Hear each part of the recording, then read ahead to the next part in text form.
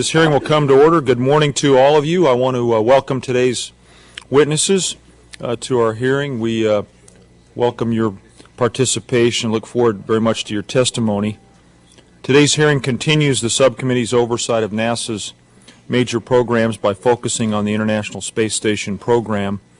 While it is a program that has had a long and at times controversial and frustrating development path, I'm impressed with the progress that's been made in assembling and operating this incredibly complex International Space-Based Science and Technology facility. The NASA witness, Mr. William Gerstenmaier, will describe some of the recent accomplishments of the ISS program in his testimony, and he and his team and all the international partners, too, can take justifiable pride in what they are achieving. An important component of that success is the way the ISS is truly becoming the international space station, with American, Japanese, European, Canadian, and Russian astronauts, engineers, and program managers working together to overcome challenges on a continuing basis. Yet if we are to justify the significant resources that have been expended on the ISS program, we need to be confident that it is going to be used in as productive a manner as possible once it is assembled. To that end, I'm encouraged by news of emerging research and commercial collaborations with NASA, and I'm looking forward to hearing from our witnesses from the research and commercial sectors about their plans for utilizing the station. Equally important, their views on what it will take to make the ISS a productive venue for research and commercial activities. I also want to hear NASA tell us what it intends to do to make the ISS a productive facility, not just for research and commercial activities, but also to carry out the ISS research and technology activities that NASA has said will be necessary to prepare for future exploration. In this hearing, instead of dwelling on past problems, I want to focus on where we go from here. However, as NASA talks about providing research opportunities on the station, we cannot forget that the funding cuts NASA has made to its microgravity research programs in recent years, whether willingly or not, have largely decimated the research community. Thus, I think the onus has to be on NASA to prove that it means what it says by taking meaningful steps both to make the station a productive venue for research and to start to rebuild the research community. Yet it won't be possible to have a productive station unless the facility can be sustained after the shuttle is retired. I'm going to want to hear from NASA about how it plans to ensure the viability and productivity of the ISS after the shuttle is retired, what it considers the major risks ahead, and how it plans to manage those risks. It is no secret that we are currently living with the adverse impacts of the administration's short-sighted decision 4 years ago to accept a 4-year gap in U.S. crew launch capabilities after the shuttle is retired. I hope we learn from that experience and not let the future of the station to be determined by equally short-sighted measures. If we are to receive a meaningful return on the nation's investment in the ISS, we need to ensure that the station's post-shuttle logistics resupply needs are adequately funded. It's also clear that it's time for the administration to commit to flying the 2 contingency shuttle flights that will deliver critical spares and logistics to the station before the shuttle is retired. Based on all the information provided to the committee to date, it's clear that those flights are not optional if NASA is to minimize the risks facing the ISS after 2010. Finally, we need to ensure that any decision on the service life of this international facility is based on sound policy, considerations, and thorough consultations with our international partners, and not simply be a date based on the current administration's desire to make it conform to their own underfunded budget plan for NASA. Well, we have a great number of issues to consider today, and as I've said, we have a very good panel of witnesses to help us address them. Again, I want to welcome you, and we will look forward to your testimony. The chair now is greatly privileged to recognize my good friend, Congressman Hall, for an opening statement. Thank you, Mr. Chairman. Thank you again for my first neighbor when I came up here 28 years ago was Mo Udall. I learned more from him than I had the past 50 years, politically.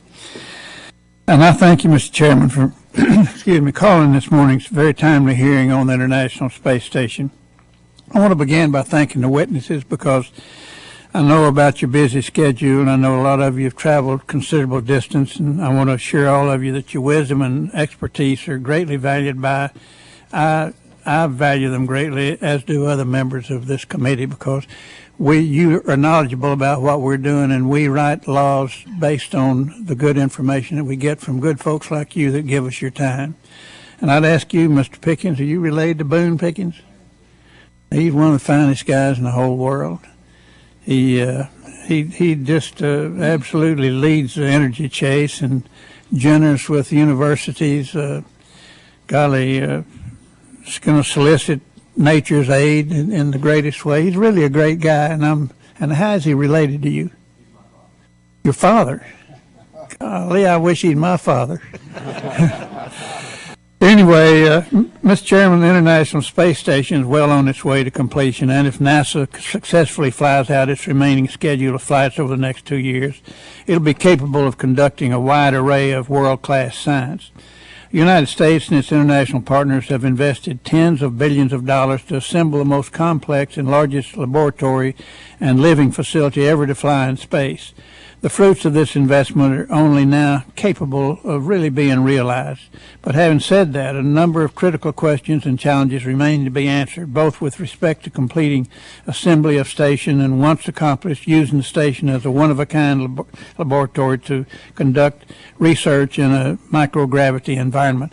Issues that bear discussion include the status of the 2 contingency flights. Is NASA committed to flying them or not?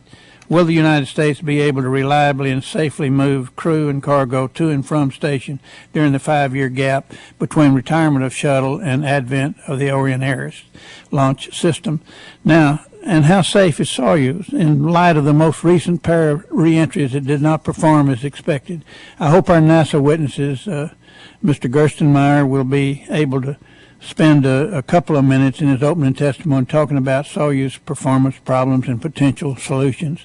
I'm also concerned about NASA's plans to fully exploit the nation's research and testing capabilities and how it intends to maximize its utility as a national research laboratory. Several of the witnesses will offer helpful insights and suggestions stemming from their experiences. By raising these questions, I don't mean to appear critical of NASA's management of ISS. In fact, I want to applaud Mr. Gerstenmaier and the men and women of NASA and their contractor teams for making the difficult task of building the station look relatively routine. I can only imagine the amount of detailed planning, design, and consultation, as well as negotiating with our international partners that went into this effect. It's always been one of NASA's great strengths and perhaps one of its biggest public relations challenges to make the highly dangerous and complex task of spaceflight look benign, easy, or of no significance. I want to again thank our witnesses for joining us this morning, and I certainly look forward to your testimony, Mr. Chairman. I yield back. Thank you, Mr. Hall. If there are members who wish to submit additional opening statements, your statements will be added to the record without objection, so ordered. At this time, I'd like to introduce our first panel of witnesses. I'm going to start from my left, and we'll introduce each one of you, and then we'll return and start with the panel. Dr. Edward Knipling is the Administrator for the Agricultural Research Service at the U.S. Department of Agriculture. Next to him, Dr. Louis Stodieck, who's a constituent of mine. He's the Director of the BioServe Space Technologies at the University of Colorado at Boulder. To his left, Dr. Cheryl Nickerson is an Associate Professor at the Biodesign Institute in the Center for Infectious Diseases and Vaccinology at Arizona State University. I would note I grew up in Tucson, so I tend to be a little bit more of a fan of the University of Arizona, but we'll leave that where it may be, Dr. Nickerson. And finally, we have Mr. Thomas Pickens, the third, who's the President and CEO of Spacehab Incorporated, and who shares kinship now with Dr. Hall, because you both have a father in common. You have Dr. Hall is honorable. He's everybody's father, including mine. I would add, before we turn back to the witnesses, it's an honor for me. I don't know that I've had a chance to chair a committee hearing in the presence of Judge Hall, but he's been a mentor to me, and he chaired this committee, and I'm truly honored to be here. Chairman, I'd like to also note that it's an honor for me to be here with a man who knew Sam Houston. I'm sure Houston as well. I was in law school. We'll discuss later whether that commentary will be in the record or not, based on Judge Hall's perspective. And well, again, the witnesses know that a spoken testimony is limited to 5 minutes each, after which members of the subcommittee will have 5 minutes each to ask questions. Dr. Knipling, the floor is yours. Well, thank you, Mr. Chairman and members of the subcommittee.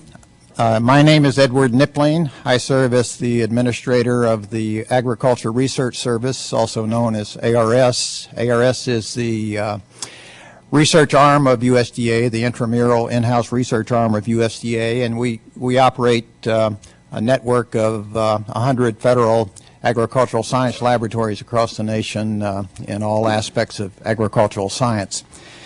And thank you for the opportunity to appear before this subcommittee today to present testimony about ARS's collaboration with NASA on research relevant to agriculture and the space program.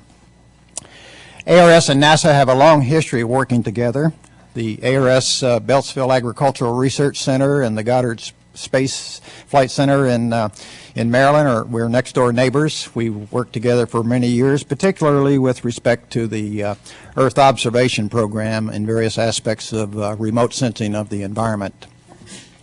Among our successes in that area are predictions of animal disease outbreaks in Africa based upon global weather and vegetation patterns that affect insect vector populations, detection of drought indicators, remote remeasurements of crop yields, detection and risk assessment of plant pests and invasive species, and development of data for application of precision farming using GPS technology.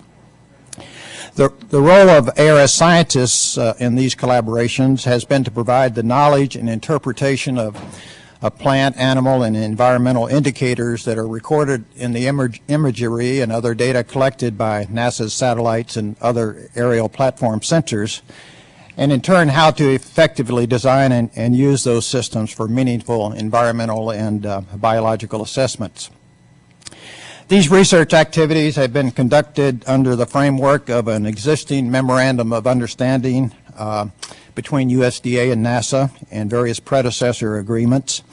And today I will speak of a planned new memorandum of understanding involving research collaboration in the agricultural life sciences that will take advantage of the microgravity environment of the International Space Station.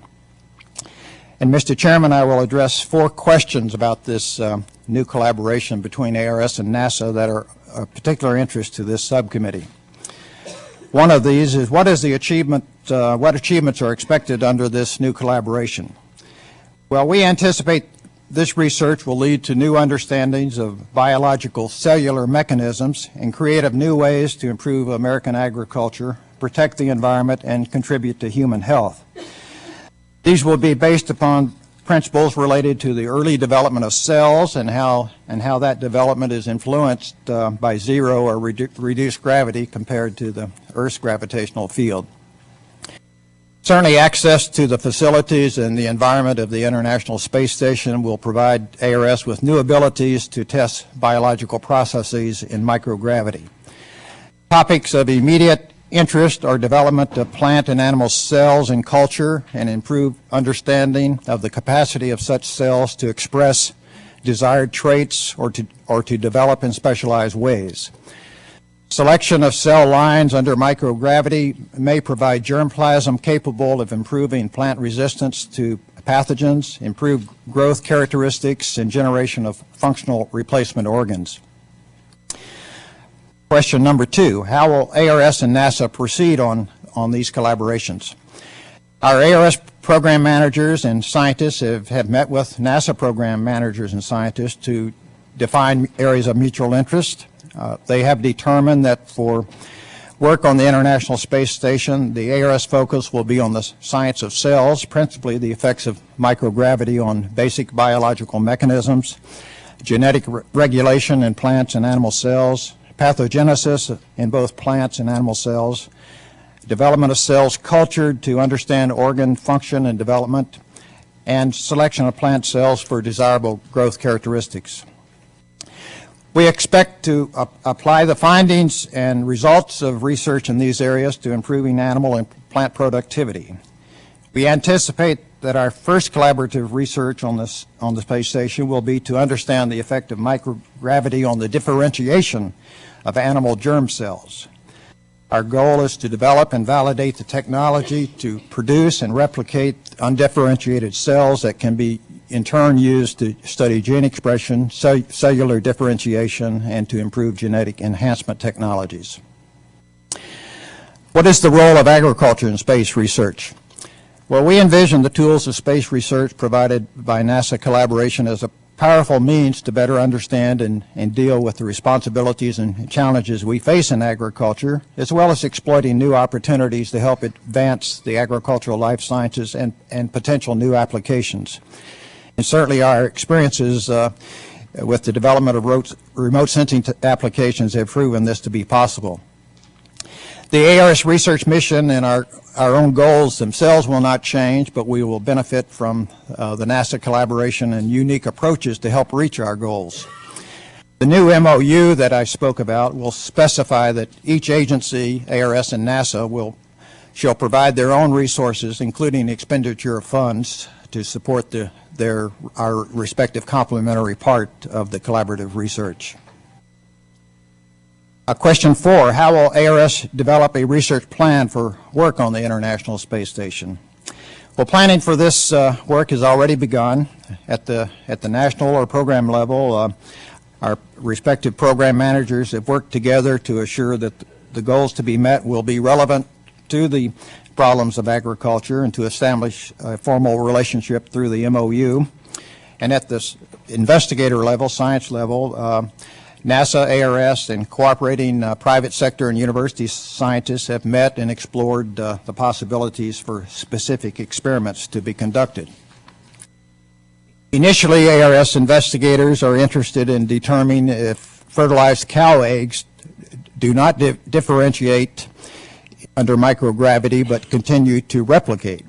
And additional experiments will be designed for a particular set of cell lines from swine embryos that have been shown to give rise to liver cells, and these cells may have potential use in artificial liver devices.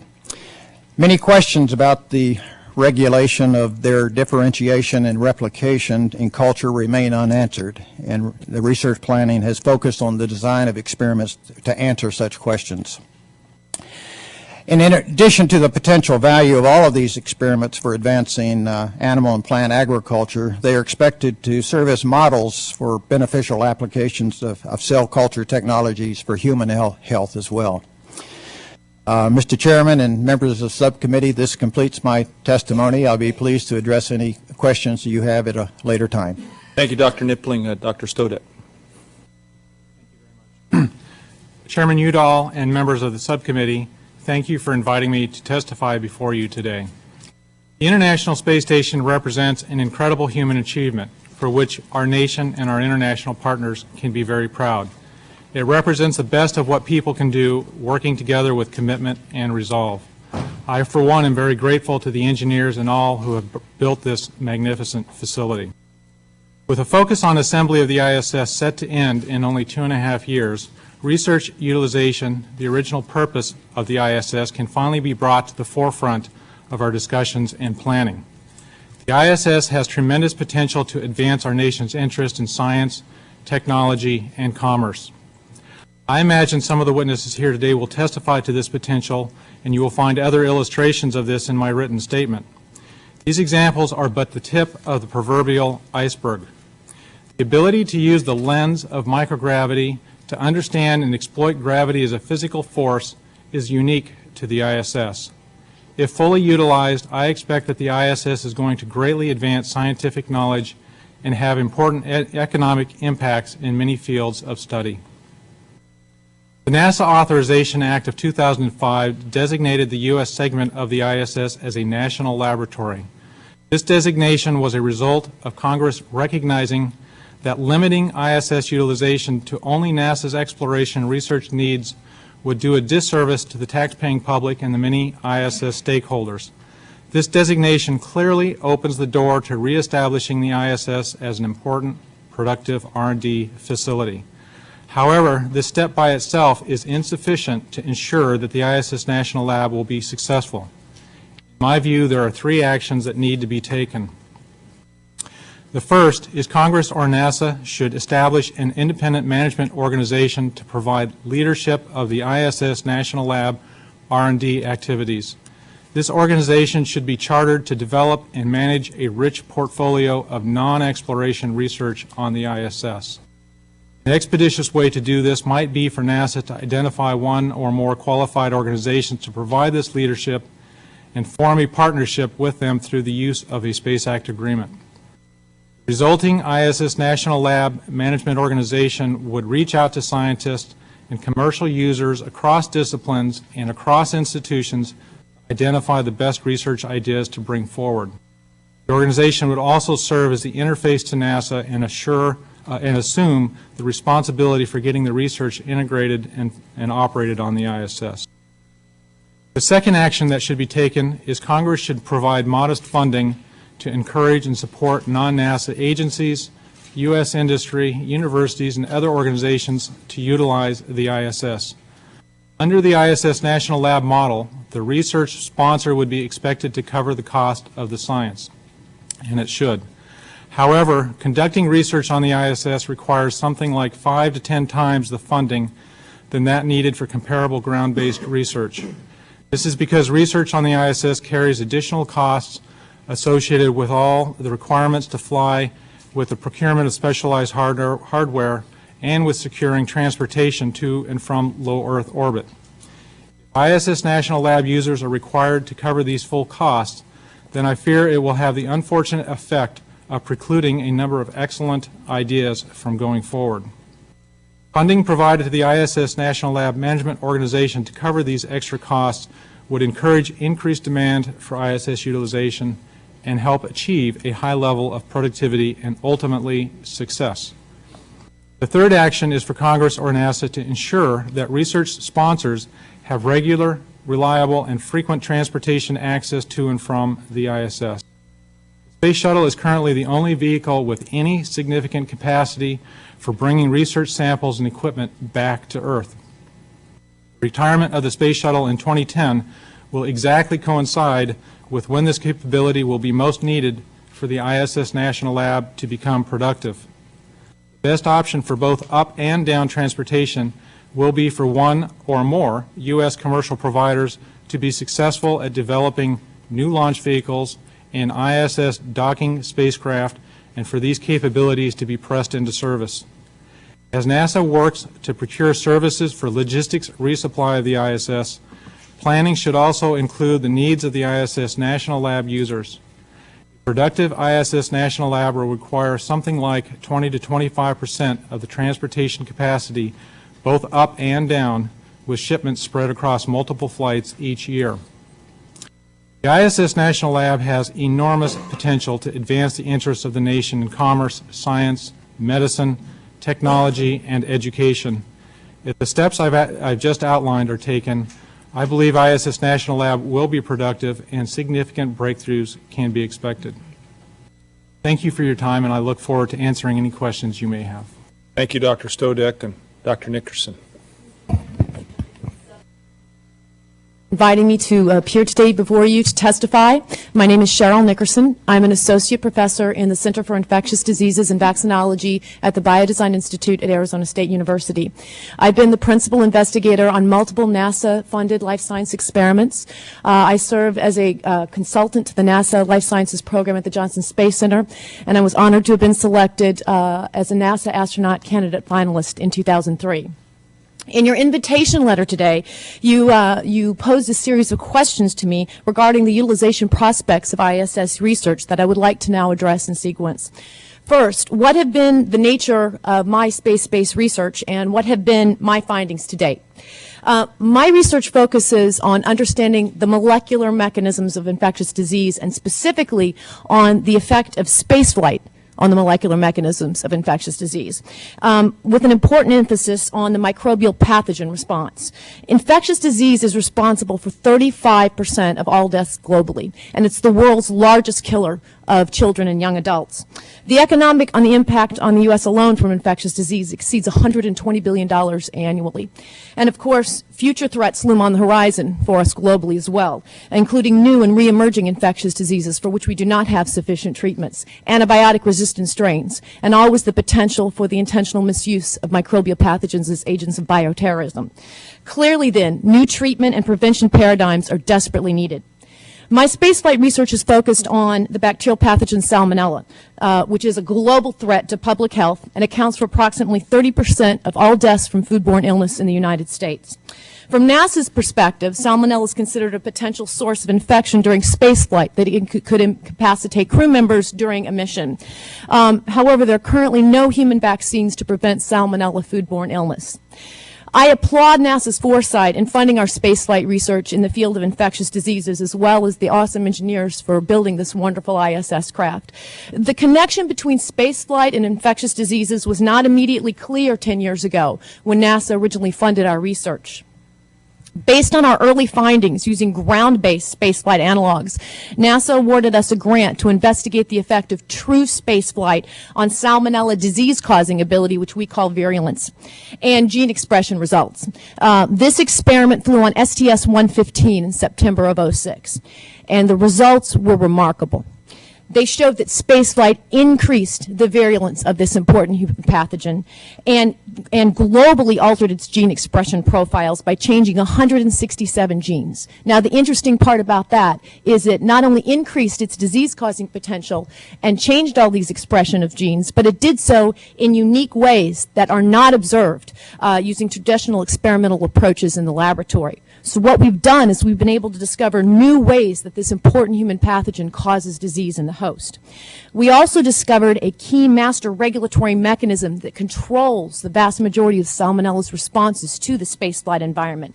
This molecular target, along with others that we identified in my laboratory, holds real potential to be translated into new therapeutics and new vaccines to treat and prevent human enteric foodborne illness caused by Salmonella. Our findings were published in the Proceedings of the National Academy of Sciences. The success of our flight experiment on STS-115 inspired a follow-up experiment on STS-123, which just flew in March 2008, and the results from that are equally exciting, and we're looking forward to publishing those within the next 1 to 2 months. An important part of our spaceflight work is helping us to understand, therefore, how microbial pathogens cause infectious disease here on Earth. And likewise, then, using spaceflight as a novel enabling research platform to translate those innovations into infectious disease control here for the general public on Earth. Shortly, we expect NASA and the public to receive a direct benefit from their investment in our work. Second, what is my perspective on the future potential for the use of microgravity environment as a research tool? It's simple.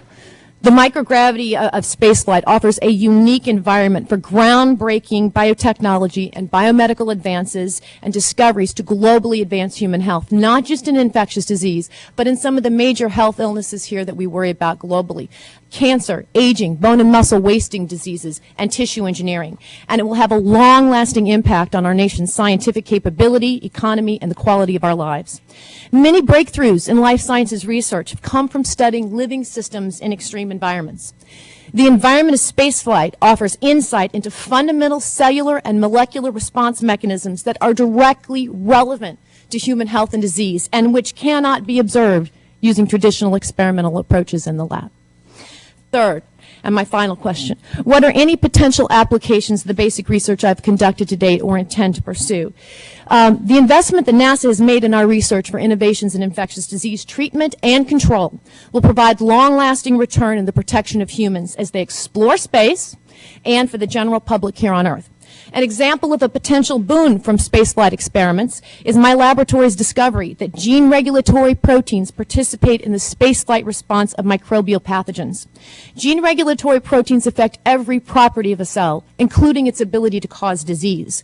My lab is currently studying how this regulatory and these regulatory pathways work in Salmonella and other important human pathogens and how they can be manipulated to control microbial virulence and subsequently how those findings can be translated to the design of new drugs and new vaccines with clinical applications. One key to our nation's economic success has been its ability to consistently provide unique answers to the world's problems. We have the opportunity here and now to advance in a field where the U.S. is a world leader. I firmly believe that space exploration and development will be one of the defining activities of our nation that will lead the world in this new millennium. And I thank you. Thank you, Dr. Nickerson. Mr. Pickens. Mr. Chairman and members of the subcommittee, thank you for the opportunity to make my first appearance before you today as the Chairman and CEO of Spacehab to discuss the significance of NASA's International Space Station program, not just as it applies to commercial aerospace company, but also for its tremendous potential to benefit mankind. I represent the commercial perspective of microgravity and its value.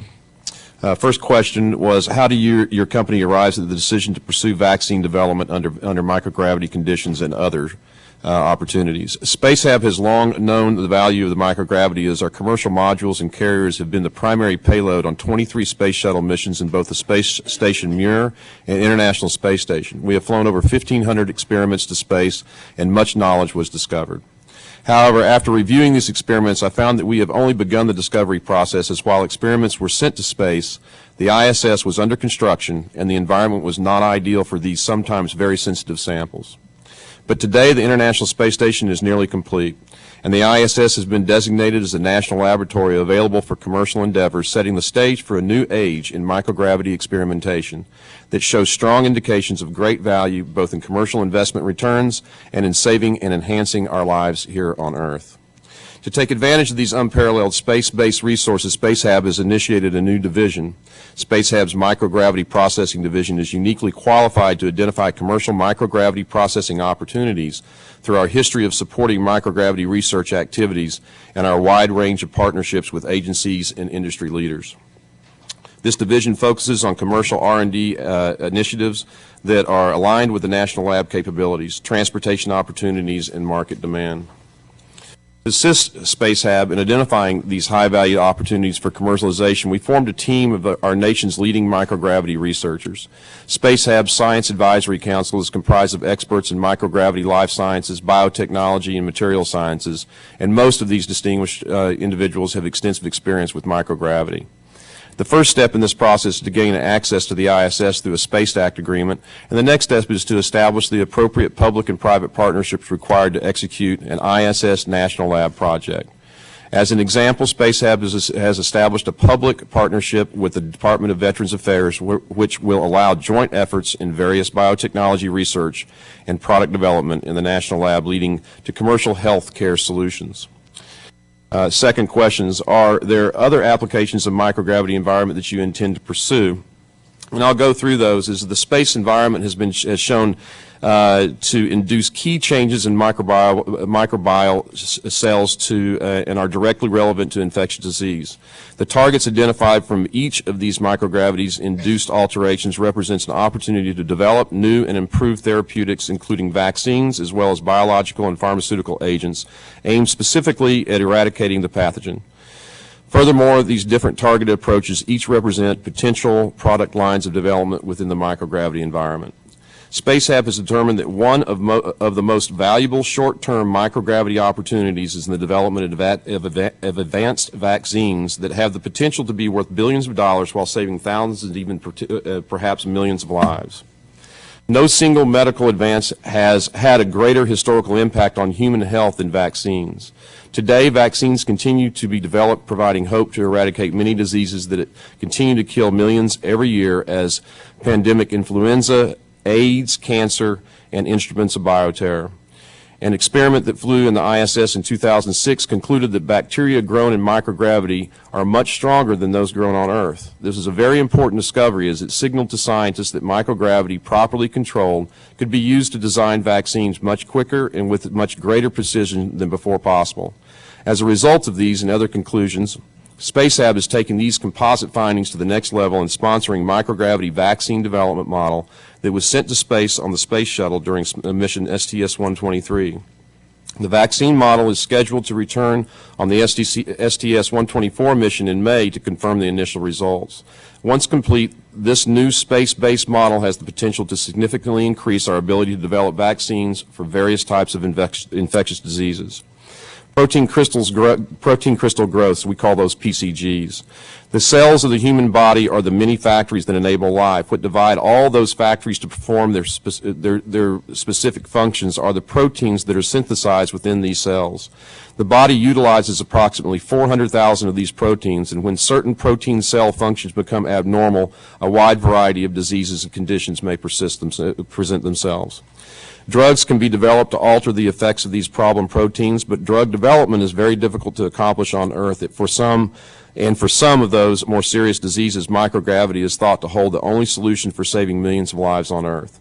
Diabetes, Parkinson's, Alzheimer's, and cystic fibrosis are only just a few of the diseases that microgravity is thought to hold the potential to provide significant advancements in developing a drug treatment. A technique has been developed in Earth to discover drug therapies that involves growing a very pure crystal that is used to obtain an image of the atomic structure of a protein. Once the crystal is obtained, a very high-powered X-ray or X-ray crystallography reads the structure of the protein, and from this, a drug can be developed. It was discovered that when crystals were grown in microgravity, the results are oftentimes a larger and better quality crystal that can be more easily and accurately characterized, making it more possible to develop a drug treatment that can treat these diseases. The PCGs have flown more than any other experiment, with an estimated investment of over $400 million by NASA. Spacehab has identified 1,250 membrane proteins and 425 aqueous proteins that are ready for microgravity crystallization. The company expects to send the first samples to the ISS for processing in the third quarter of 2008. Upon return from space, these crystals will be X-rayed and the data sold to drug development companies. Alternatively, the company may choose to add more value to the discovery by pursuing its own drug development program. Since the inception of the ISS, hundreds of experiments have been conducted, giving rise to additional opportunities to provide Earth-based benefit. As NASA's mission priorities focus on exploration beyond low Earth orbit, the designation of the ISS as a national lab enables non-government entities to partner with NASA to further the benefit of space-based research and development. Spacehab intends to conduct its national lab activities to move technology forward, provide economic growth, stimulate the minds of our future engineers and scientists, and to ultimately improve the quality of life here on Earth. The third question that I had was, what are the current perspectives in the financial community with respect to underwriting R&D efforts that require the microgravity environment of space? We are currently funding our micro-G efforts with internal cash and financial assistance from the state of Florida and its Space Florida Authority. The fact that the ISS was designated as a national laboratory last year went a long, long way to putting an environment together to attract capital. Ultimately, the investment community needs to see commercial product come back from micro-G and products sold and profits made. We feel confident that we can attract capital from corporate and institutional investors as needed to provide an acceptable return. In closing, I'd like to add the International Space Station is unarguably the greatest achievement man has ever accomplished. The ISS is the pyramids of our generations and the aqueducts of our nation. The taxpayers of this country have spent over $100 billion in its design and construction, and it is a magnificent achievement that has included 19 countries in its effort. I want to take this moment to recognize the engineers, the technicians, and politicians that have accomplished this great feat, and I want to close by reminding you that this is the time to take advantage of what we have built. Mr. Chairman and members of the subcommittee, I want to extend my sincere appreciation for having me here today. Thank you, Mr. Pickens. At this point, let's jump right into our first round of questions. The chair recognizes himself for 5 minutes. I'd like to direct a question to every member of the panel, and I would give each one of you about a minute or so to respond. In your opinion, what needs to be done to ensure that the ISS will be a productive research facility? And Dr. Stodieck, I might also ask you if you'd speak to when you mentioned modest funding, what that might entail. But we'll start with Dr. Knipling. Well, in my sense, it's already very successful, as witness Mr. Pickens indicated. It's a tremendous success. Certainly, as we garner the results of some of these initial experiments, I think that's really going to provide testimony for the opportunity, and that in turn will drive our future strategies for expanding and enhancing that work. That's my sense of how this work will unfold. Thank you. Modest funding. It depends, of course, on ultimately what it's going to cost for transportation, and that's a fairly uncertain term at this point.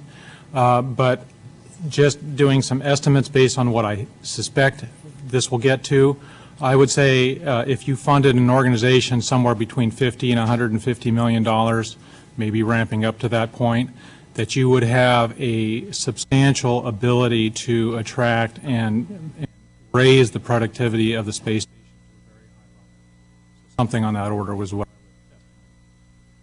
Thank you, Dr. Nickerson. Perspective, in order to truly tap into the fundamental and the enormous potential of the ISS, as I mentioned in my previous testimony, to lead to global advances in human health, two things from my perspective: consistent funding and access. The consistency in that funding word is very important, because science doesn't stop after one experiment. Good science answers more questions. Leads to more questions than it answers. And so once you find something truly remarkable in flight and that potential for novel discovery, just as we found in STS-115, we were fortunate enough to have a follow-up flight on STS-123. But that consistency has to continue. So consistency for funding and access. Pickens. I think that it's a little more complex from my standpoint because I'm from the commercial side. I've seen where they have put experiments in space.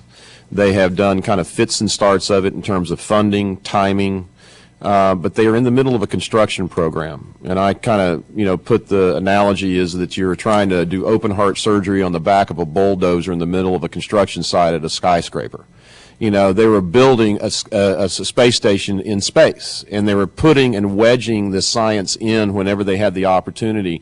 And that's very, very hard to do science that way. When you talk to the scientists, they need to have consistency where they're bringing back samples, they're fixing them, they're going back again over and over and over. Now is the time, because we've completed the station, or we're near completion of the station. Now's the time that we should get in there and do that. We should do exactly like Lewis says. We should fund something. We should remain, if there's somebody who's independent who makes sure that these initiatives are held forth. There's a $100 billion asset up there. The taxpayers expect a return, and they're entitled to a return. And they need to be given that opportunity, and that science needs to be taken care of. From a commercial standpoint, I will take the low-hanging fruit of those efforts, and I will take, and whenever they're discovered to a point where they're commercial, and I'll move them on through to the marketplace. I could follow on. What are your next steps in preparing for the utilization of station? We're already moving. STS 123, 124. We're headed out for the duration of the space shuttle missions. We're concerned after that because we don't have as easy access to space. It is nearing the completion. The manifest of the shuttle is very, very tight, and to wedge our ways in there, we are doing that successfully thus far, but we're very concerned about it, and we need that desperately, because by the time we finish, we need to not have some gap in there, not to emphasize the gap, but we don't want a gap sitting there on the science either. We still have to make a return as soon as possible to the American people, and by getting on these space shuttle flights and sending up what we're sending up, that goes a long way, and I commend NASA for allowing us to go on the shuttle to date, and I hope for more of that. You're ready to go. You've got the capital lined up. You're confident what you need is going to... Yes, sir. I am sending samples to space as we speak. Thank you very much. I'm going to recognize Judge Hall for 5 minutes. Look forward to hearing his questions. Thank you, Mr. Chairman. And I guess I'll use part of my time in thanking this very, very capable group of witnesses here. I've really got something from every one of you. And I thank Mr. Rohrbacher for being here. I especially ask him, you can tell by my raspy voice that I've been a victim of the influenza. And Dr. Nickerson, if you'll do some more work on that, we'll all be... I'll get right on that. And everybody around me would appreciate it. By a special. I want to say, of course, I enjoyed Dr. Knipling's work, and to Dr.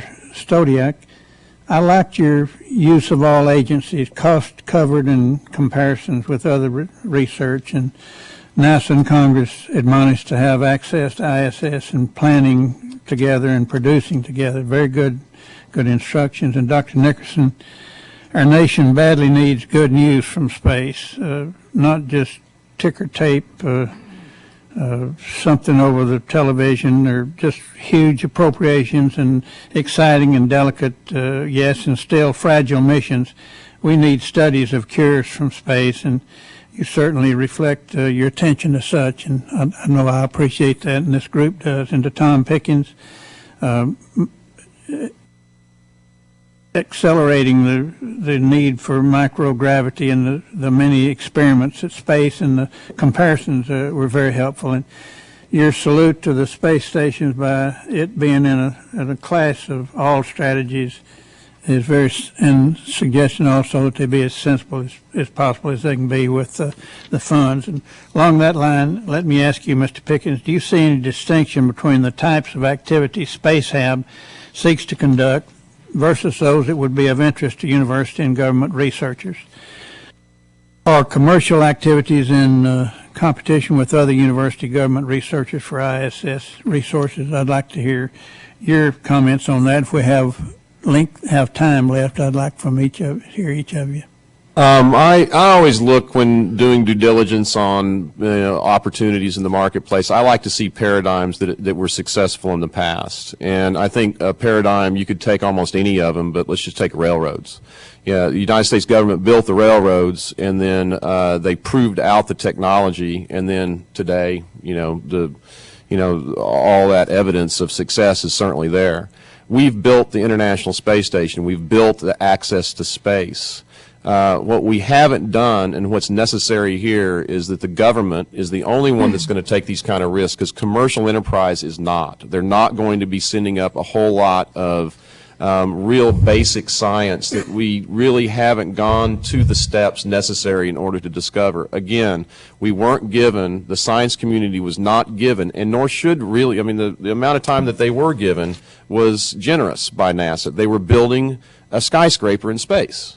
And to be putting science in there was generous of them to do that. But now we're at the stage to where we need to go and promote that and move forward with it. And government needs to go at the university level, like Lewis suggests, and do a lot of basic science work. When it gets to the point to where it's commercial, people like me and myself will see that, will identify that, and then we'll move forward with how you end up taking that to a commercial setting. So I think that there is a differentiation between the commercial interest and from the more basic science university interest, and I think they should be treated differently as well, sir.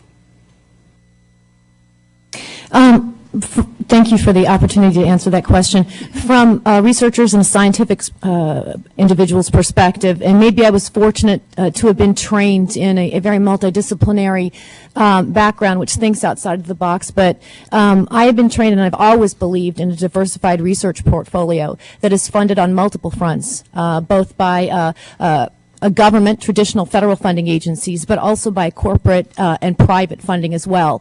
In that capacity, therefore, a lot of times some of your higher risk research, which has real tremendous potential to lead to major advances in public health, but it's higher risk. And sometimes some of the traditional funding venues in terms of our federal funding agencies like an NIH tend to steer away from that a little bit and go for a more safer paradigm in terms of funding. And sometimes those risks don't pay off, but holy cow, sometimes they do. And we have got to make that translational leap of not phenomenology. This isn't would be, could be, wishing kind of stuff. This is going to happen. It already is happening, and it will continue to happen.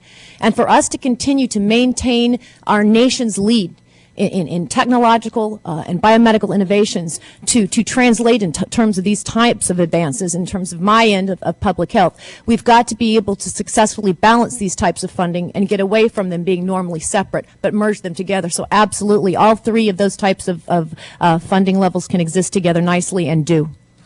My time's up, and I hope Dr. Stodieck and Dr. Knipling will answer my questions at some other people's 5 minutes here in a little bit. But I'd say to you, Mr. Pickens, that your comparison of railroads to space really goes from the bottom to the top, and it's a good comparison. You know, I vote for Amtrak and all that, and the dang thing goes to New York about 35 times a day and goes to Philadelphia about 38 times a day. They don't even whistle going through my district a lot of times, but I vote for railroads because we ride on rail during national emergency and war times and things like that. Thanks for that good comparison. I yield back my time. Everybody here understands why Judge Hall is known as a statesman, although in some quarters, Ralph, statesmen are dead politicians. We're glad to have a living statesman here among us today, and infrastructure is so important to our country. Maybe you give me another 5 minutes. That's going too far. The chair recognizes the great member, the chairman of the Energy and Environment Subcommittee from Texas, Mr. Lamson. He's also known, although there'd be others that might run wrestling for the title, as the man from NASA. He looks after NASA with the passion and consistency. Mr. Lamson, 5 minutes. Thank you, Mr. Chairman, and I have to agree with some of the words that have been said. This is something that can drive a great deal of the enthusiasm of this country when we make our commitment to it and consider the return that we've always gotten from our investment in space and in science. I've had a number of conversations of late with Mr. Pickens, and one of the things that has impressed me specifically that you said was about how we seem to have gotten away from our concentration on science and relied more on the idea of if we build a craft, we can figure out what we do with it. We sort of get the cart before the horse. Really, truly, our use of space should be about what we can learn from it, what we can get from the science, and then whatever craft we have to put together, then so be it. We go and do it. And I know that you've done some specific work, Mr. Pickens, and I'll pick on you because you do have Spacehab, which is in the 22nd Congressional District of Texas, and we're proud of the work that you do there and the many employees that you have there. But let me start with you and ask you to continue your comment that you made a minute ago about due diligence. You've done something I think that is out of the ordinary with regard to how you looked at what potential there was for commercial activity. Can you discuss that a little bit? What did you do that may have been different in your findings as related to the potential for scientific research at the International Space Station? As CEO of Spacehab, I'm in a very unique situation. I'm on a platform where I can access all of the thousands of people, billions of dollars, research, white papers, scientists, all those people will always end up responding to me. I have access to those people. They're excited about having a discussion with somebody, especially in the commercial sector. And as a CEO of Spacehab, I think I'm the only guy that has that kind of access and that kind of position, probably, oddly enough, in this country and maybe even in the world. Most of the other aerospace engineering companies are aerospace engineering companies. Spacehab sent 1,500 experiments to space over a 23-year period of time. We had intimate knowledge of how to do that, and I used that platform and trained in New York. I consider myself quite a professional in due diligence, and I don't stop until I hear glass break, as my granddad used to say. And I just keep going and going and going. And these guys, some of them on this panel right here, they're sick of me. And that's usually when I start to slow down, is about the time they do get sick of me. But I found that there's a lot of value up there. There's billions of dollars worth of value in terms of commercial value. In this, environment that we're in that seems so appropriate, where we should also be cognizant as commercial enterprise leaders of commercial companies, we also need to take care of things like environment and people and whatnot. It's just such a great added benefit to also be able to have the opportunity to save millions of lives with what we see as opportunities in microgravity. This thing's for real. I think just in summary to you, Congressman, this is for real. This is the real deal, is that there is a huge amount of value in microgravity. It wasn't given all the attention that we would have hoped. But we were, again, constructing a skyscraper in space.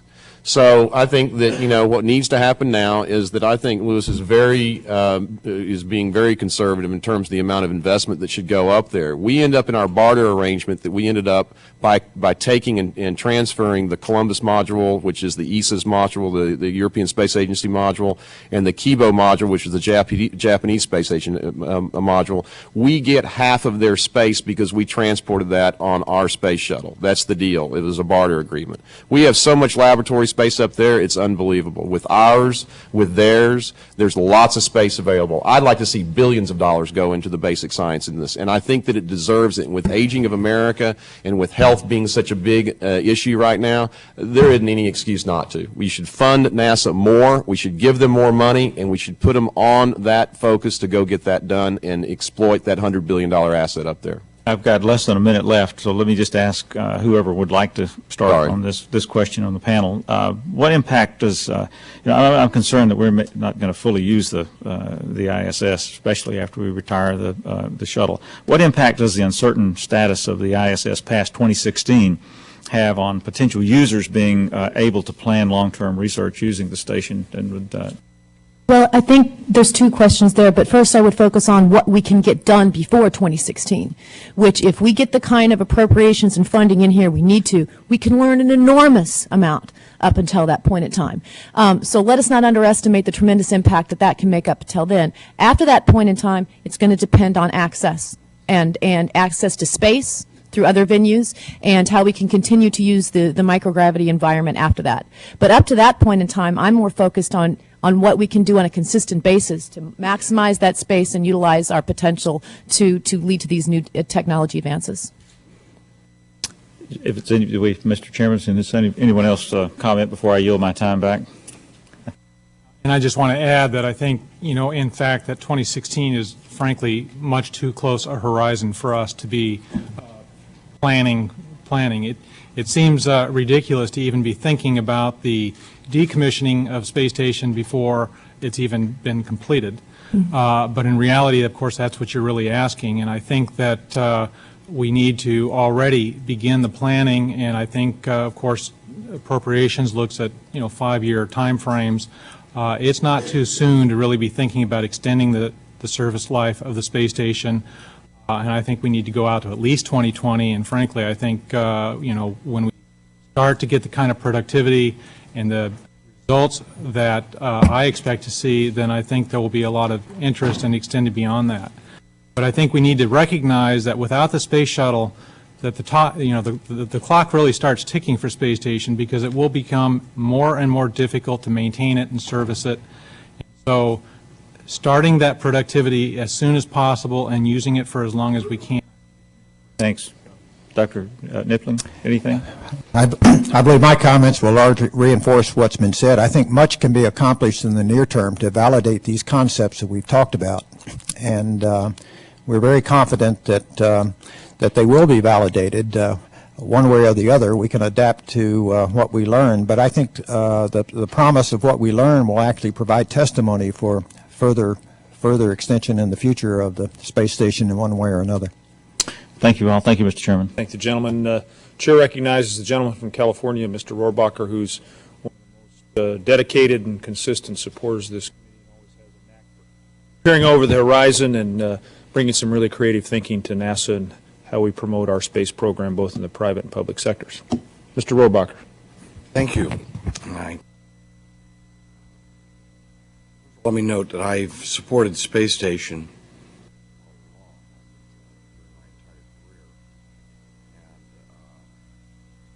I see the space station as a success in the sense that we have learned how to build structures in space.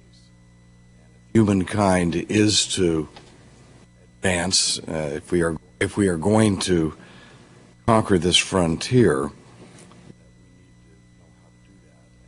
learned how to cooperate with other countries in achieving that.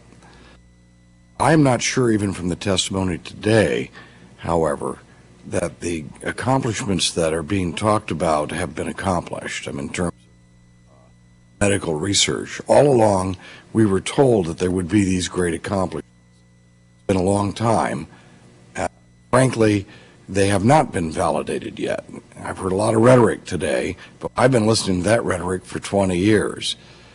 I'm satisfied with the fact that we now have the capabilities of building structures in space. I would hope they're not just pyramids. I hope this isn't just a pyramid that will show an historic structure. I hope that there is something that comes out of it in terms of a cure for a disease. Believe me, I've been listening to that for 10 years. I haven't seen it yet. Your comment, Mr. Pickens, about that there's plenty of lab space up there and value to be made from that. Appreciated that. Is the research facility that is in the space station, the various labs that you've talked about, are they outfitted for the type of research that's necessary to validate the things that we've heard today? The way they have it set up is that other than the fact that the Columbus module has an X-ray crystallography machine that they have sent up with that, so you can actually do you can do the diffraction from the crystals off the protein crystal growth from that piece of equipment.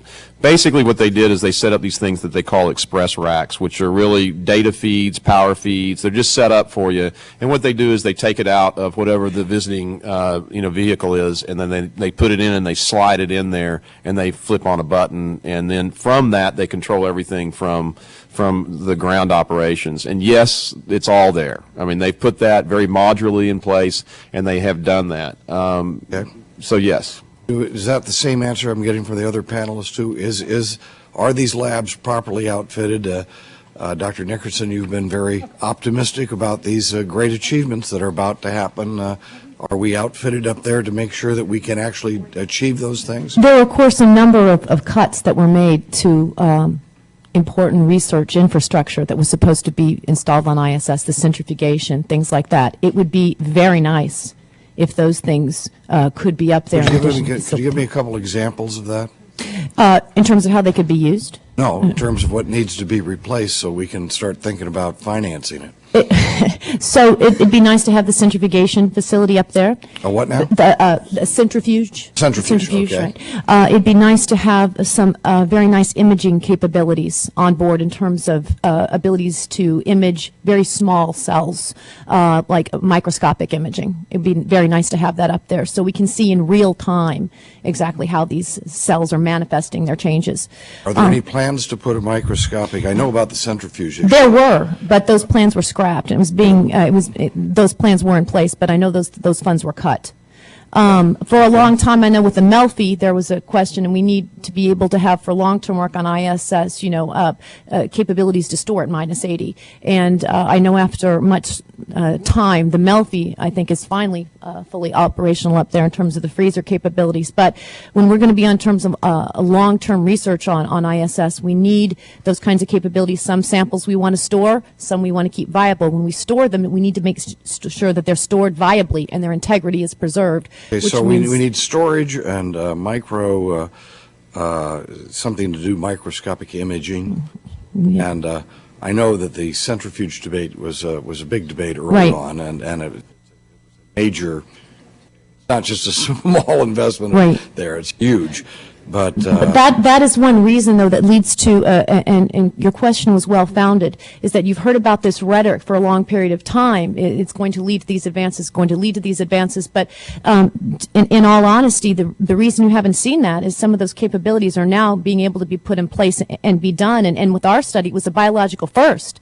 It was the first time that spaceflight had ever been looked at on its ability to affect disease-causing potential. It was the first time that a pathogen had ever been looked at in terms of a complete molecular global profiling and look at changing its virulence. So those kinds of things, until you can translate that, and we just, by the way, repeated that, so we do have biological validation on STS-123. Well, as I say, I think we learned a lot of how to build structures, and Right. I think that in and of itself is for humankind and how to cooperate internationally. But to have those Project. additional capabilities That's would be good. helpful. But I would sure hope that we see some of the things that you've been talking about. I've heard this before, and I hope it's validated, like we say. And if we, Mr. Chairman, if we need a couple of things to add to the space station to see that it actually accomplishes it, $100 billion that we've spent, if we're talking about tens of millions of dollars to get some of these things up there. Thank you very much. I thank the gentleman from California for his insightful questions and commentary. Unfortunately, we need to move to the second panel. I know everybody on the dais here could spend another hour directing questions to the panel, and we hope to bring you back. We also will direct some additional questions to you all for the record. I did want to take an additional moment, Dr. Nickerson, and mention that in the town of Alamosa, which is in the San Luis Valley, south central portion of our state, important agricultural area. It's also an area in which we're beginning to develop a lot of alternative energy technologies. They had to shut down their water supply system recently. You may have read the story. It made the national news because of salmonella somehow infiltrating the system, and over 300 people were taken ill in a town of about 15,000 people. That's not insignificant. So your work is an area in which there may be real applicability. So I look forward to watching and learning from what you cover about salmonella. Thank you. I look forward to giving you updates. But at this time, I'll excuse the panel. Again, thank you for being here and providing us with such informative testimony. I'll ask the second panel to take their seats as quickly as they can, and we'll move to the second round.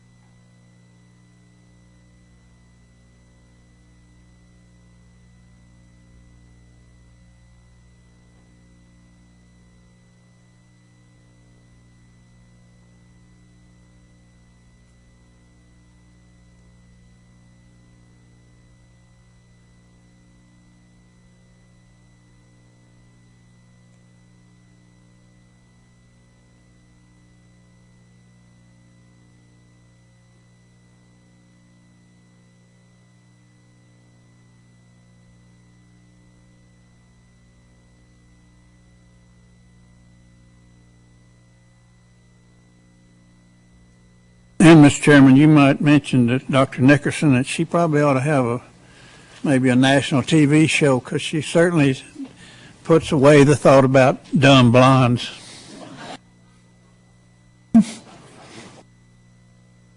Judge Hall, I have no further comment. Let's move to our second panel of witnesses. I would like to introduce each of them in turn. Dr. William Gerstenmaier, who's the Associate Administrator of the Space Operations Mission Directorate at NASA. Next to Mr.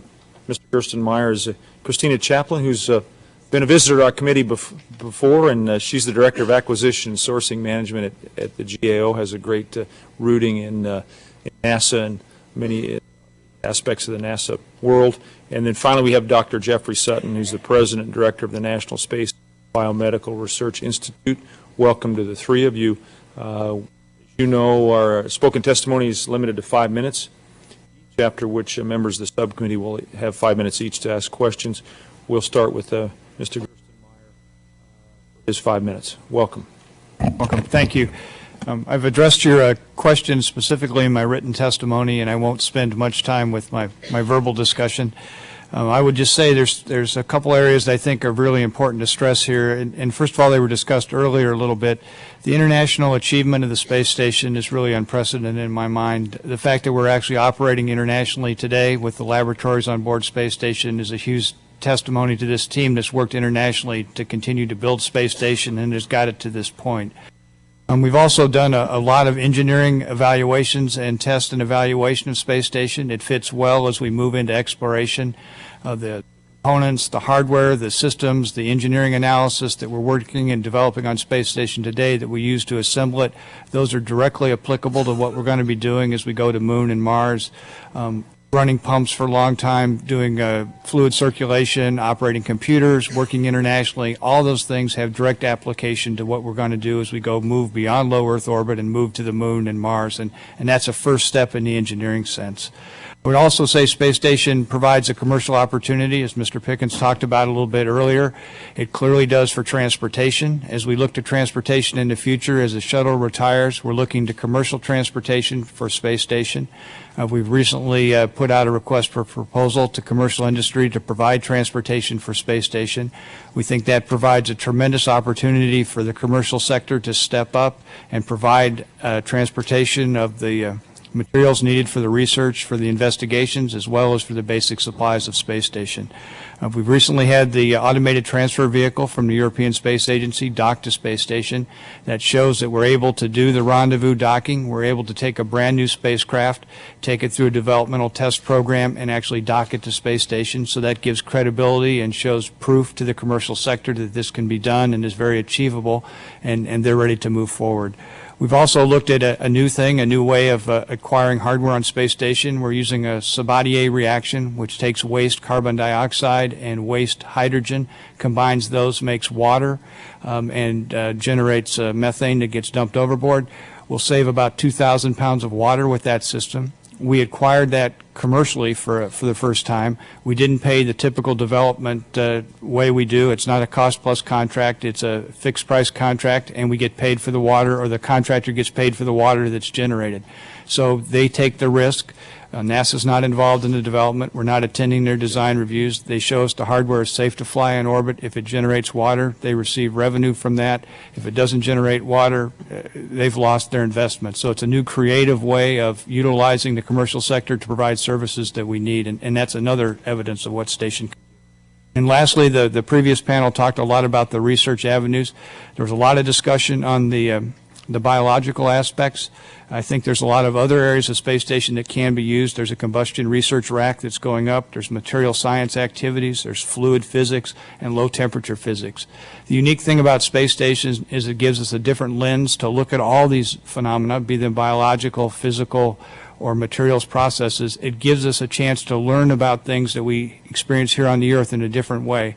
Some of the Apollo astronauts talked about that we went to the moon to learn about the Earth.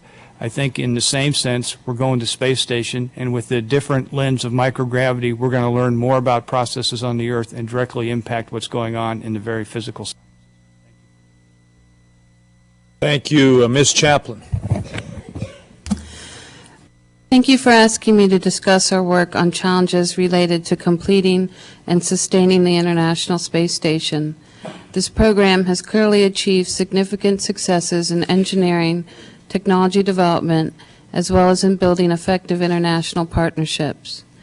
The logistical and technical problems that have been overcome in just the last year are a testament to the program's agility and ingenuity under extreme pressures.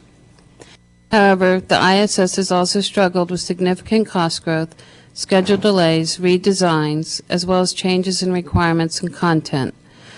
Such challenges, in fact, have forced cutbacks in planned capabilities and scientific research.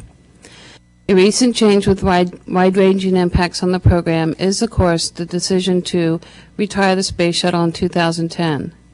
This was considered necessary to enable NASA to develop new launch and transportation vehicles needed to support the President's vision for space, but it leaves NASA with little flexibility in the shuttle schedule, more at risk for not completing the station as planned, more at risk for not being able to effectively support the station, and more dependent on other countries. The schedule for completing the station, for example, is only slightly less demanding than it was prior to the Columbia disaster, when the agency launched a shuttle every other month with a larger fleet. Though there is some reserve, the schedule leaves little room for the kinds of weather-related technical and logistical problems that have delayed flights in the past. NASA remains confident that the current manifest can be accomplished within the given time, and there are trade-offs NASA can make in terms of what it can take up to the station should unanticipated delays occur. However, failure to complete assembly as currently planned could further reduce the station's ability to fulfill its research objectives and/or short the station of critical spare parts that only the shuttle can deliver. In the event that NASA completes assembly of the station on schedule and pre-positions an adequate number of spares, the agency still faces a host of challenges in sustaining the station until its retirement. Simply put, there's no other vehicle available with the capacity of the shuttle to deliver supplies. Instead, the program will rely on vehicles developed by its international partners, the commercial sector, and NASA under the Ares and Orion programs. While it seems that NASA has an array of options, there are substantial limitations. One, only the Russian vehicles have proven capability, though the recent operational test of the European vehicle is a good indication that this will not continue to be the case. Two, all vehicles currently or nearly available have up-mass capacities far below the shuttles. 3, only the Soyuz vehicle can carry crew. 4, neither the European, Japanese, or Russian Progress vehicle can take experiments or other materials back down to Earth. They are expendable vehicles. 5, more capability is planned for the COTS vehicles, but their schedules are considered by many to be highly optimistic, and schedule slips have already occurred.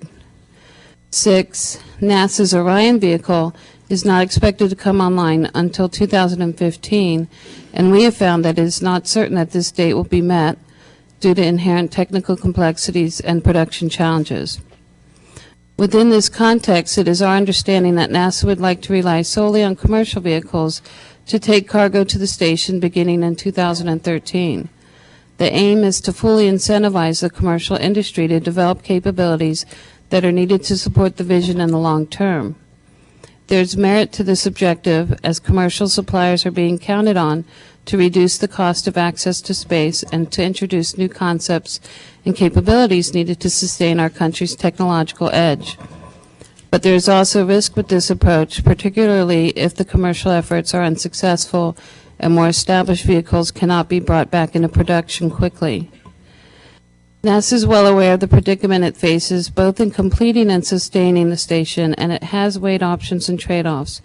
It is important in going forward that flexibility continue to be maintained as events impacting schedule occur, and that contingencies be well thought out and planned so that results can be maximized.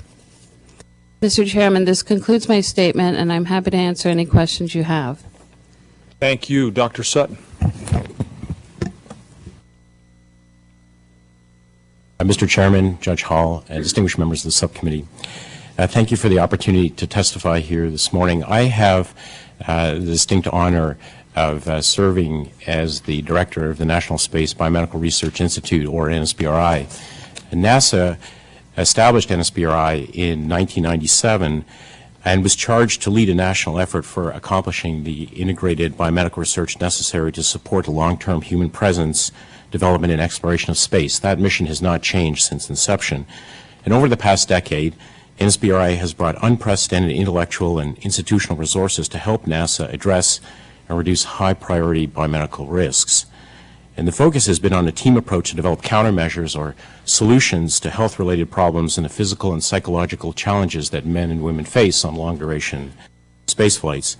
NSBRI is a success story for NASA. The Institute attracts outstanding scientists, physicians, and engineers across the country and coordinates them to advance in a cost-effective way biomedical science and technology for space and to apply results to enhance life on Earth. We're excited by a number of things. We're excited by the scientific and technological achievements, by the growing number of young people who are participating in the science and education programs, and also by the accomplishments of the talented people in this endeavor. And we're particularly proud at this moment of Dr. Michael DeBakey from Baylor College of Medicine in Houston. And Dr. DeBakey is a world-renowned heart surgeon, innovator, military veteran, leader, and humanitarian, and we're privileged that he's a dedicated and active member of the NSBRI Board of Directors. And yesterday, in a magnificent ceremony in the Rotunda, the President and congressional leadership presented Dr. Bakey with the Congressional Gold Medal, the most distinguished award bestowed by the United States Congress. And on behalf of NSBRI, thank you for your support of the award to Dr. DeBakey. In my written testimony, there are responses to a series of thoughtful questions posed by the subcommittee concerning biomedical research and the ISS. What I'd like to do here is to talk about 3 points that cut across the questions and the responses. The first is that ISS is critical to biomedical research needed to prepare for exploration beyond low Earth orbit. The second point is that there's a vibrant portfolio that exists right now in ground-based biomedical research that is maturing toward flight studies for ISS. And the third is that biomedical research for exploration leads to advances that enhances life on Earth. Let me talk about these 3 points in turn. There's a broad range of human health risks associated with extended operations in the microgravity environment of space. And I know that members are familiar with these examples being accelerated bone loss, muscle atrophy, changes in cardiovascular function, altered immune responses, sensory motor adaptations, issues concerning habitability, and a variety of other issues, and also how to deliver medical care, to provide medical capabilities in the environment. We're familiar with how imaging has impacted medicine on Earth, the ability to make accurate diagnoses, to provide treatment. During missions in remote, harsh environments, whether on Earth or in space, it's important to make the best possible assessment in the event of a medical contingency, since treatment decisions pertain not only to the affected crew member, but also to the other crew members, the consumables, and possibly the mission itself. In a collaboration involving academia, government, and industry, ultrasound training for non-physician crew members aboard the ISS has led to several scientific publications demonstrating the utility of ultrasound for health monitoring and medical imaging in space. The findings and subsequent lessons learned unquestionably required ISS crew and resources could not have been done without ISS. And this project exemplifies how the ISS provides unique and invaluable capabilities. There are applications to Earth in military medicine, in the ability to make diagnosis in remote settings, air ambulances, and also applications to sports medicine, and in fact, the technologies were used during the last Olympic Games. The second point that I wish to make pertains to the way in which the NASA's Human Research Program and NSBRI are working together. There is a significant portfolio of projects involving 70 universities in 26 states that are moving the way through a pipeline of countermeasure and technology development, from research to development to testing to evaluation and eventual operational integration. There's a user panel of astronauts, current and former, and flight surgeons who are working together. I agree with Mr. Rohrbacher's statement that there is a need to conduct research on station. This is why NSBRI was created, from the standpoint of NASA leveraging off the nation's investment in biomedical research and being able to move projects to testing in the space station. The third point that I wanted to make concerns the spin-offs. The first panel eloquently addressed this issue in the context of unique conditions of space leading to novel insights and discoveries, and also to spin-offs. And I want to echo the comments of the other witnesses in thanking NASA and the engineers for their ingenuity, hard work, and expertise in making ISS a reality. There's really an unprecedented opportunity here from the perspective of biomedical research, and that this endeavor will be collaborative, international, and will advance our nation as we build upon our legacy of innovation, discovery, and leadership. Thank you very much for your time. I thank the panel for that very important set of presentations. We're going to move right now to the first round of questions. I'm going to recognize myself for 5 minutes. I want to start with Mr. Gerstenmaier. In the interest of clarification, I wanted to ask you, how much will the taxpayer, our taxpayers, invest in the station, including shuttle flights? There were some comments made in the previous panels about numbers. I want to make sure we had the correct number for the record. Are you talking about the basic space station sustaining and operations budget on an annual basis? I'm talking about all, I think, the capital costs, the operational costs. There was a number of $100 billion mentioned in the last. I'm not sure that's correct, and I want at least to. I'd like to take that question for the record so we can get the details of what goes into that. There's a range of numbers that sits out there, and I'd like to get a common basis and provide a detail. That'd be helpful to the committee, and you'd include the shuttle flights. I think total, you could break those out. It would be useful. And we can include that with transportation, with all the various pieces in there, so then you can. But it would be, it's much better to do written than. I would agree. Let me continue question, Mr. Gerstenmaier. I wanted to follow up on your statement that the approach to the shuttle will, to the station, I should say, will rely on living off spares flown up by the shuttle and taking some limited degradation in ISS capabilities if there's a delay in the delivery of commercial services. In your engineering judgment, how do you endpoint to analyze the contingency logistics flights to bring critical spares to the ISS? Are they needed? If so, why?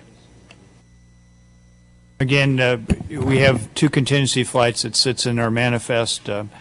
Those flights deliver critical spares as you described, and the purpose of those spares are essentially to give us some margin. If the commercial resupply services are delayed a little bit, those spares are in place, so if a component fails, that critical component has a ready spare available on station to go ahead and replace it. That allows the commercial resupply sector to be a little bit later in their delivery. So I consider those flights to be critical to us, very important for us. We also are monitoring actively what components are failing, and we're going to change kind of in real time exactly what components we put on those flights. So we have a candidate list of things we would like to fly today, but we reserve the right to change that around a little bit after we see how the actual hardware operates. And we've just activated a lot of our systems on the outside of Space Station, getting more runtime on the equipment. Learning how to balance that, and we'll position the proper spares that will give us the most longevity of Space Station to allow research to occur. You speak further to the risk, the level of risk that we'd incur if we didn't fly those 2 shuttle flights? It's difficult to quantify exactly. It's a function of how this the current equipment operates and how well it performs. We've seen some components do very well, actually operate much longer than we've anticipated. We've seen some not work quite as well. The beta gimbal, a large motor that rotates, that tracks the sun with the outboard arrays, and then there's a large alpha joint, a big joint, about 10-foot diameter steel ring that rotates. That has some degradation in it. We're probably going to have to make some changes there. The control moment gyros that provide attitude to station, it was supposed to last about 8 years. We've lost 2 of those in maybe 2 or 3 years. So there's significant degradation in some components, but then other components have run much longer than we've anticipated. Our judgment has to be, how do you anticipate what those failures are, place them on the shuttle, and then that gives us the robustness to continue to fly. Are those flights a part of the manifest? Those flights we treat them as part of the manifest. They're shown there. We don't have approval to fly those yet. We still need to seek approval to do that. They're budgeted, and we're planning those actively to be in the manifest, but they need to occur. We need to justify that they need to occur. Then they need to occur before the September 30th. Any backup plan if we weren't to fly those 2 logistics flights? Again, if for some reason those flights had to be dropped for some reason, or they didn't occur for some reason, or we weren't given approval to fly those, we would anticipate what hardware we lose, and then we would again provide back to the community the risk associated with not having that hardware based on the latest data at that time, and we'd make an informed judgment about what we should do. Ms. Chaplain, do you care to comment? I agree with what's been said. I would also comment that if the spares do get pushed off to when the COTS vehicles are available, they may not necessarily have that kind of capability to take up some of these larger spares, and that would also constrain their ability to carry other things up to the station, and that's already a tight area right now. Thank you for that insight. I see my time's expired. I want to recognize Congressman Hall for 5 minutes. Thank you, Mr. Chairman. Mr. Chairman, you mentioned the risk if we didn't fly those 2 flights, and I'm sure you're talking about the the flights that they've said they intend to fly, and we just don't know their status. I think you pretty well straightened that out. I guess my question is, what if we do fly some flights? And Mr. Gerstenmaier, with NASA's reliance on Soyuz during the 5-year gap, and could you provide us with the details of the 2 previous reentry problems? And I think I was among the first to insist on some escape module money for the 4 birds, and I always told it was either too heavy or too expensive. I couldn't accept too expensive, but too heavy, I had to accept it. But we have that in the new bird that's coming along. And so I think reliability and safety are as much as what if we don't fly them that I'm interested in. I guess if you give us the details of the 2 previous reentry problems and what actions are being taken by the Russians to ensure the continued safety and reliability of Soyuz, and is Soyuz a safe vehicle, and what insight does NASA have into the Soyuz program in 5 minutes? Okay. I'll talk a little bit about both of those flights. Both of the flights had a ballistic entry on the Soyuz vehicle, and by ballistic entry, instead of the Soyuz actively flying and controlling the trajectory with the lift vector pointed in a specific direction, it essentially just spins the capsule much like a bullet coming out of a rifle shell, and essentially provides stability for the Soyuz and ends up significantly shorter in location on the Earth where it lands on a trajectory, but it's stable in the sense that it's on track. It's just short by 400 kilometers, and that's what we saw in both of these cases. It also appears that on both of these Soyuz vehicles we saw a failure of the instrumentation module and propulsion module to separate from the Soyuz vehicle. When the Soyuz departs from space station, it does a deorbit burn, removes velocity from the spacecraft, it starts to re-enter, then goes into an attitude, and the orbital section comes off, and the propulsion and instrumentation section also comes off, and then just a little return capsule returns. It appears that that lower section did not properly release. We saw that, the Russians saw that, and they showed us the data that conclusively that was still attached. We had telemetry going across a cable that should have severed when that came loose. So we know for sure on the previous Soyuz that occurred. On the most recent one, it's subjecture that that's occurred. We need to get the capsule back to Moscow to understand that. The Russians will do that. The Russians have given us very good insight into their program. They understand the risk of what's going on. They're as concerned as we are about this event. The fact that we have similar occurrences of something that we thought we understood on 2 vehicles calls into question some design problems or maybe a manufacturing change. Something's changed in the vehicles. The Russians will work that. They've formed an independent commission. They'll provide us with the results of that. Before we use the Soyuz for any other critical activities, we'll make sure we've looked at the safety, we've looked at what we understand from this event that occurred, and we'll make sure that we understand the risk that's going forward to our crews. For that, I thank you. I want to ask you one other quick question. You may have to answer it in writing if I don't have the time. In order for, as you well know, in order for NASA to continue buying Soyuz spacecraft from the Russians during the upcoming so-called gap, Congress has to provide a new exception to the Iran, North Korea, Syrian Non-Proliferation Act called INCSA. And that's a place where your recommendations of these 2 groups here and Congress have to come together, and we have to do something together. What would be the consequences if this Congress were to fail to provide that exception this year? And would NASA be able to place a timely order with the Russians if legislative relief were provided by, say, next spring? We really need that relief now so we can complete the negotiations with the Russians. The time that we understand and the Russians have provided to us, which we agree with, is about 3 years to have those vehicles manufactured. We need to get those contracts in place. We need that relief this summer so we can complete those negotiations and have the vehicle there. They're mandatory for us to keep a U.S. crew presence on board Space Station. We need a U.S. crew presence on board Space Station to operate the U.S. segments. The U.S. segment then provides power, cooling, water, air circulation for the other partner modules, including some of the Russian segments. So we need a U.S. presence there to maintain the space station, so we need our crew members there. The only way to get them there when the shuttle retires initially is the Soyuz vehicle, so we need that relief. It's mandatory this summer. Another alternative is that we might have to abandon the ISS. We don't want to do that. And the effect it has on our international partners is very, very important. I thank you, and I yield back my time. Thank you, Congressman Hall. The chair recognizes Congressman Lamson. Thank you, Mr. Chairman. I may sound like a broken record, Mr. Gerstenmaier, when I talk about the AMS, the alpha magnetic spectrometer, but that's one of the things that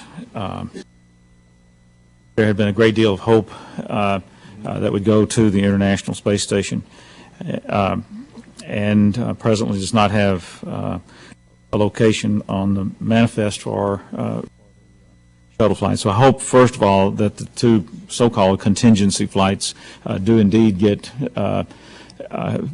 funded and are made to happen. I think they are critically important. But is there a possibility, first, that the AMS can go up on a shuttle before we end the use of the shuttle program, and I guess beyond that, what other experiment, either facilities or hardware that have been developed to support research investigations have been completed but are not planned for flight? And what, if any, plans does NASA have to fly that hardware to the ISS, free flyers or other microgravity platforms? Is there a lot? And who's participated in those things? Can you elaborate some on that for me? Yes, in terms of the AMS, right now we don't see a spot in the current shuttle manifest, the remaining 10 flights to fly the AMS, and that's because of the discussion we just had on the criticality of the spares. The problem is if I took those spares off and replaced it with AMS, then I've hurt the basic infrastructure that's needed on board Space Station to support the AMS. So in other words, AMS needs power, it needs data, it needs cooling. If I don't fly the spares that can provide power, data, and cooling and have to take those off for AMS, then AMS is on orbit, but it may not be able to support it by Space Station because the basic infrastructure is there. So I need those flights to fly the spares. But now those don't include the two contingency flights. No, those two contingency flights are full of those spares I just described. They're full. So even beyond the contingencies, we don't have a place for the AMS. Not in the existing manifest with those two contingency flights. There's not room. What about the other facilities and experiments and such? The other facilities, I don't think there's any facility that is actually on the ground ready to be flown. There's ones that have been canceled earlier, like the large centrifuge module that was talked about earlier. That was canceled very early in its development phase, or not very early, but in its development phase, and it's in nowhere ready condition to go fly. We do have many facilities scheduled on the remaining shuttle flights, on the multi-purpose logistics flights. There's a combustion rack that's going to go up. There's a window observation facility that will fly.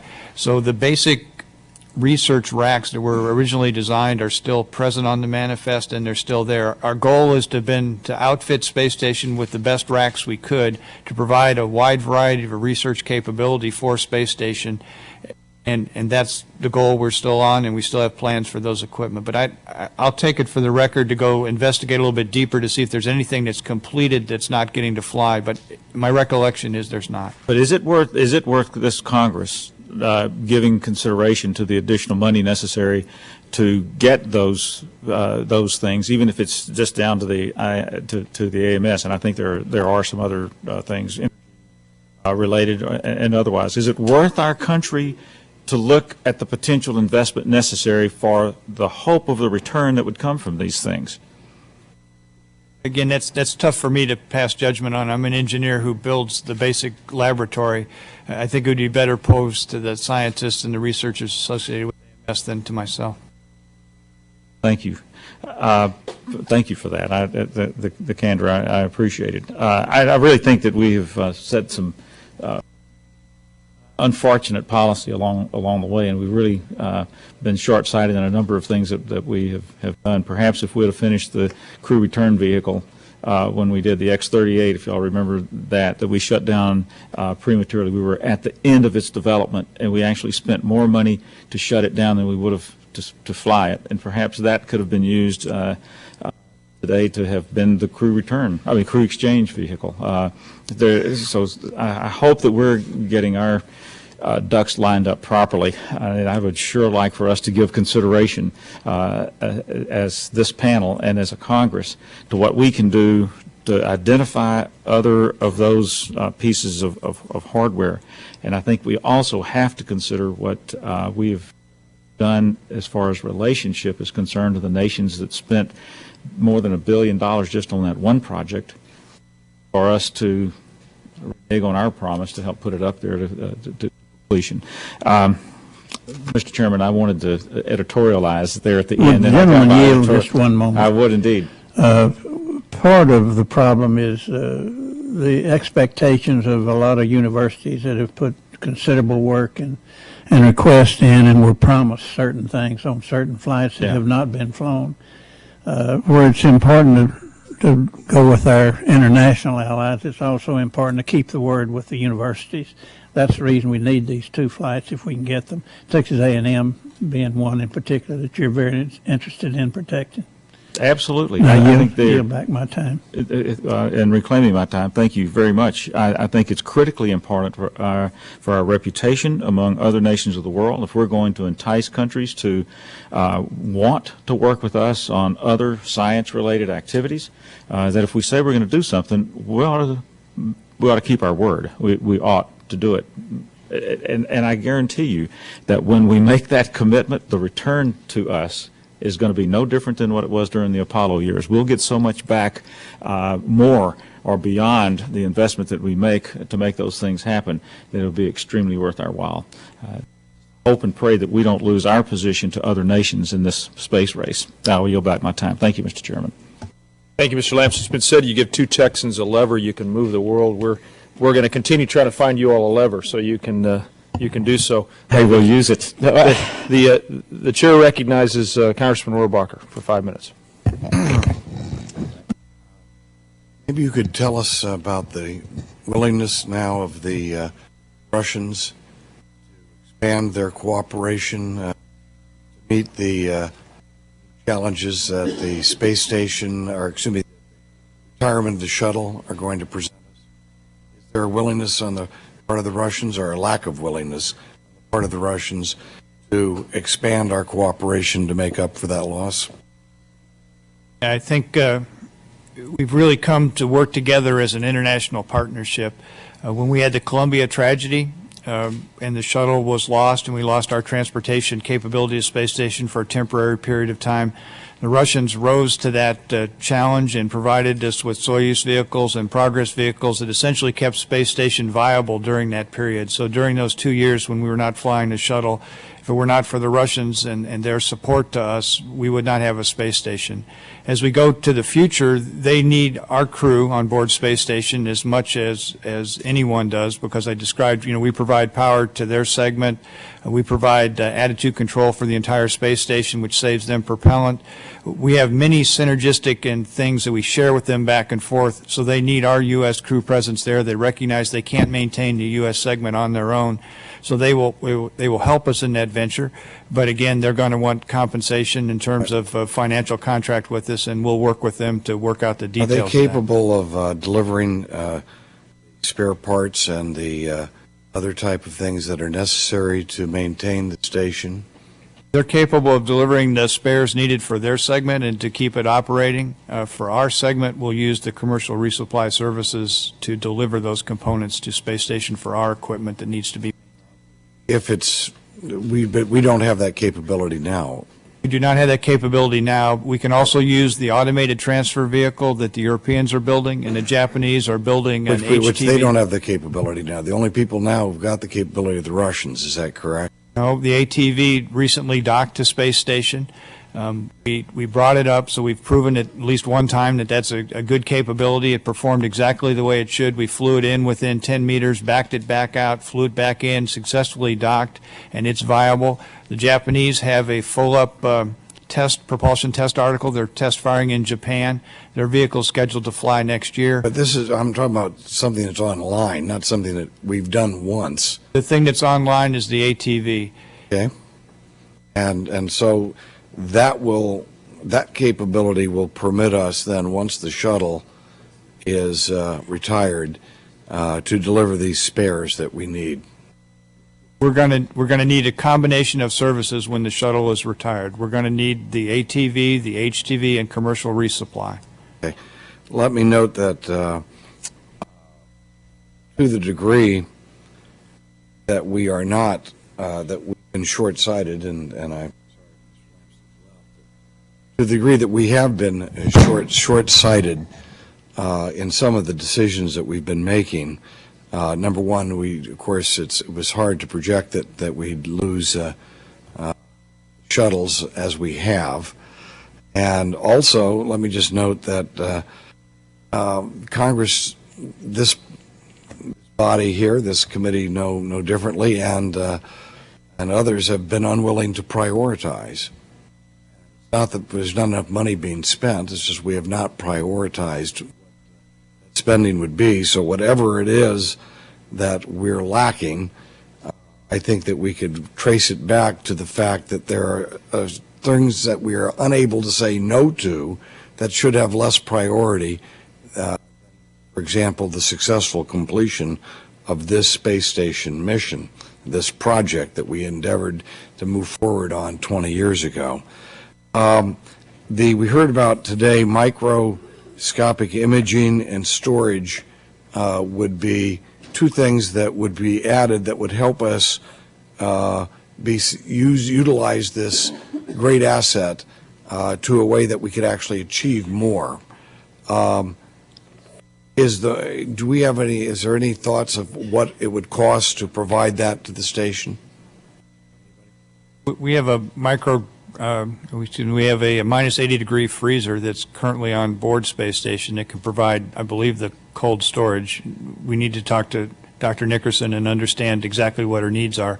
We also have some small centrifuges, not large, but small, that may provide some other information for her that she could use. So we have some dialogue I think we need to have with her and her needs to see what's already available. They may not be our equipment, they may be European equipment or maybe Japanese equipment that we have access to. We need to work with the community and make sure we understand what their needs are and see what's available. Right. And indeed, if these things if there are additions to the space station that will have great value, as we heard from Mr. Pickens today, there's a great value to be achieved from what we have constructed. Now, if by adding a couple $1 million of a piece of equipment here or there to achieve billions of dollars worth of return, it would seem to me that we need to codify that and to go down and understand it, and perhaps even the private sector might be interested in investing it's a $10 million piece of equipment or something like that costs this much, and it costs a certain amount to put it on the station. If there's going to be a return from the private sector, maybe these private sector entities might even be willing to invest in that. So we should be thinking creatively and out of the box, and especially we should be thinking about how we can work with the Russians.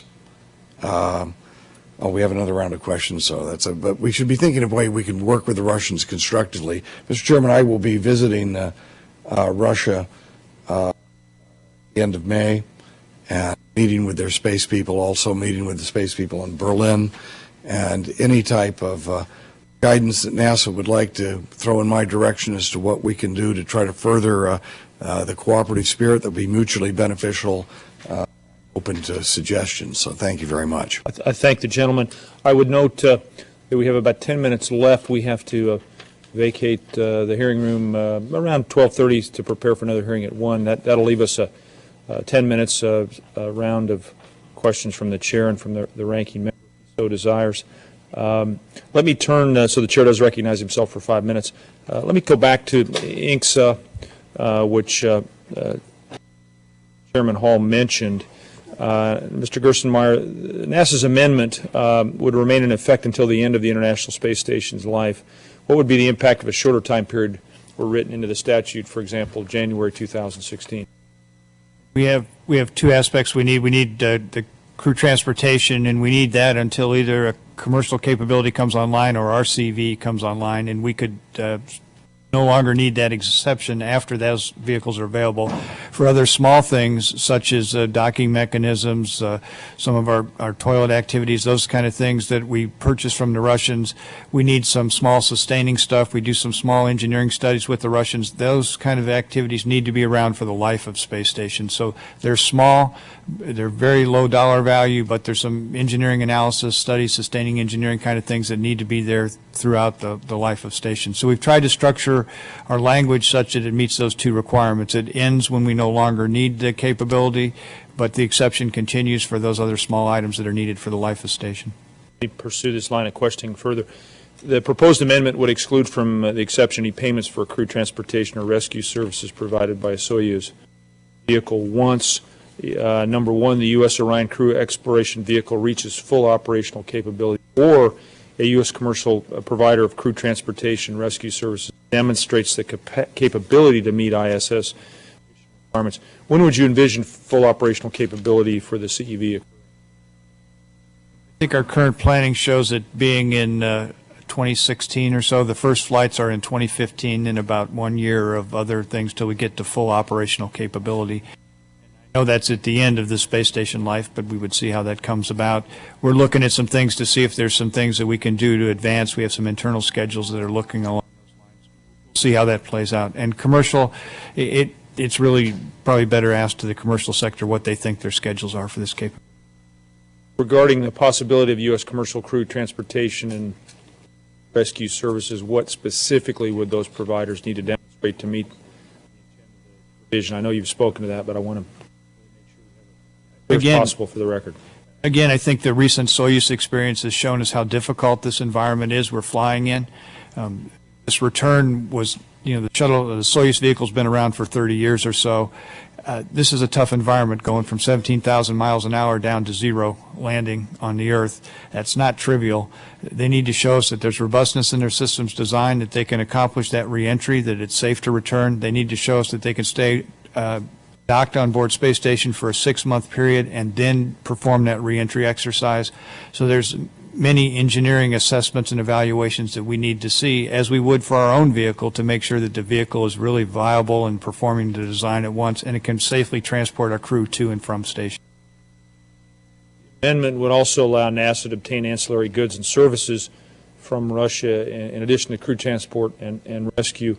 Just how important it is for NASA to be able to purchase unique tools from Russia, and would the safe operation of the station be in jeopardy if those services were not available?